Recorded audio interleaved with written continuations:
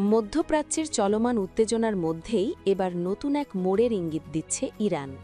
Israel ও যুক্তরাষ্ট্রের ধারাবাহিক হামলার প্রেক্ষাপটে তেহরানে জোরালো হচ্ছে একটি গুরুত্বপূর্ণ দাবি, পারমাণবিক অস্ত্র বিস্তার রোধ চুক্তি বা এনপিটি থেকে বের হয়ে যাওয়া। বিশ্লেষকদের মতে এমন সিদ্ধান্ত বাস্তবায়িত হলে ইরান পারমাণবিক কর্মসূচিতে সম্পূর্ণ স্বাধীনতা পেতে পারে। সম্প্রতি ইরানের বিভিন্ন গুরুত্বপূর্ণ স্থাপনা লক্ষ্য করে হামলার অভিযোগ উঠেছে। এর মধ্যে রয়েছে ইয়াজদের ইয়েলো কেক স্থাপনা, আরাকের হেভি ওয়াটার কমপ্লেক্স এবং বুশেহর পারমাণবিক কেন্দ্রের আশপাশের এলাকা। এসব হামলার প্রেক্ষাপটে ইরানের রাজনৈতিক মহলে প্রশ্ন উঠছে, যদি এনপিটিতে সদস্য হয়েও নিরাপত্তা নিশ্চিত না হয় তাহলে এই চুক্তিতে থাকার যৌক্তিকতা কী? বিশ্লেষকদের মতে ইরানের অবস্থানের পেছনে রয়েছে কয়েকটি গুরুত্বপূর্ণ কারণ। প্রথমত, নিরাপত্তা ব্যর্থতার ধারণা। এনপিটিতে থাকা সত্ত্বেও তাদের পারমাণবিক স্থাপনাগুলো বারবার হামলার লক্ষ্যবস্তুতে পরিণত হয়েছে। দ্বিতীয়ত, দ্বৈত মানদণ্ডের অভিযোগ। তেহরানের দাবি, তান্ত্রিক পরমাণু শক্তি সংস্থা বা আইএইএ নিরপেক্ষভাবে কাজ করছে না, বরং পশ্চিমা প্রভাবের অধীনে পরিচালিত হচ্ছে।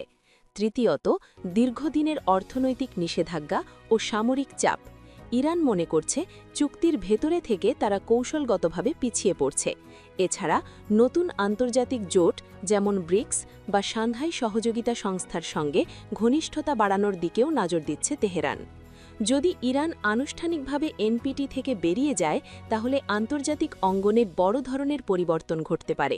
প্রথমত, পারমাণবিক কর্মসূচিতে পূর্ণ স্বাধীনতা পাবে দেশটি, তখন আর আন্তর্জাতিক পরিদর্শন বা বিধিনিষেধ মানতে হবে না। দ্বিতীয়ত, পারমাণবিক অস্ত্র তৈরির পথে আইনি বাধা অনেকটাই কমে যাবে, ফলে দ্রুত অস্ত্র সক্ষমতা অর্জনের সম্ভাবনা তৈরি হবে। এর পাশাপাশি মধ্যপ্রাচ্যের শক্তির ভারসাম্যেও বড় পরিবর্তন আসতে পারে। বর্তমানে ইসরায়েলকে অঞ্চলের একমাত্র পারমাণবিক শক্তিধর দেশ হিসেবে ধরা হয়।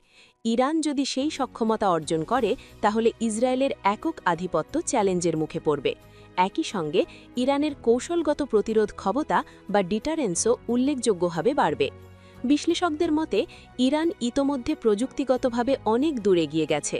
এনপিটি থেকে বের হলে থ্রেশহোল্ড স্টেট থেকে পূর্ণাঙ্গ পারমাণবিক শক্তিতে রূপান্তরে সময় অনেকটাই কমে আসতে পারে। তবে এই সিদ্ধান্ত পুরোপুরি রাজনৈতিক এবং এর সঙ্গে জড়িয়ে রয়েছে বড় ধরনের ঝুঁকি, যেমন আরও কঠোর নিষেধাজ্ঞা, আন্তর্জাতিক বিচ্ছিন্নতা কিংবা সরাসরি সামরিক সংঘাতের আশঙ্কা। সব মিলিয়ে ইরানের সামনে এখন একটি দ্বিমুখী পথ। একদিকে আন্তর্জাতিক চাপে থেকে সীমাবদ্ধ পারমাণবিক কর্মসূচি চালিয়ে যাওয়া, অন্যদিকে এনপিটি থেকে বেরিয়ে এসে পূর্ণ স্বাধীনতা অর্জন করা। তেহরান কোন পথ বেছে নেবে সেটিই এখন বিশ্ব রাজনীতির অন্যতম গুরুত্বপূর্ণ প্রশ্ন। যদি ইরান সত্যি এনপিটি থেকে বেরিয়ে যাওয়ার সিদ্ধান্ত নেয় তাহলে তা শুধু মধ্যপ্রাচ্য নয়, পুরো বিশ্বের পারমাণবিক রাজনীতিতে এক বড় পরিবর্তনের সূচনা ঘটাতে পারে।